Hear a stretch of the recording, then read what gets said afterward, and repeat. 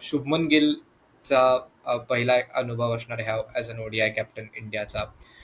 काय एक्सपेक्टेशन्स आहेत? समस्त क्रिकेट परिवाराला जरी तो पुढचा होऊ घातलेला आणि कमांडिंग आणि कर्णधार होऊ शकतो हे जरी खात्री असली तरी आत्ताच्या काळात असं आहे की त्याच्या खांद्यावरून बंदूक कोणीतरी वेगळं चालवतं एका ड्रेसिंग रूम मध्ये.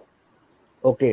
आणि ते या बदलामागे कारणीभूत आहे का, हा एक मुद्दा. तर त्याला ते स्वतःचं अस्तित्व संघाला तरी, जर बाहेरच्यांना फरक पडत नाही, संघाला तरी तो विश्वास देणं ही आवश्यकता आहे क्रमांक एक.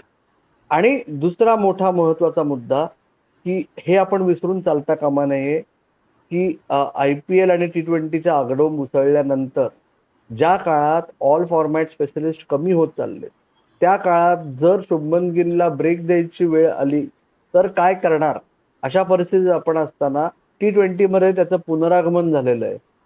वन डे आणि कसोटीमध्ये आता तो कर्णधार आहे. तो त्याच्या IPL संघाचा कर्णधार राहणारच आहे.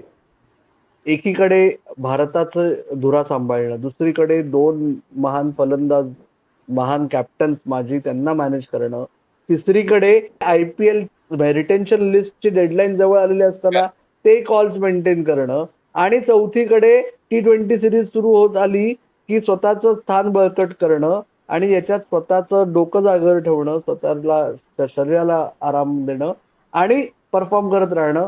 ही सगळी तारेवरची कसरत शुभमन गिल कशी पाहणार हे फार इंटरेस्टिंग ठरणार.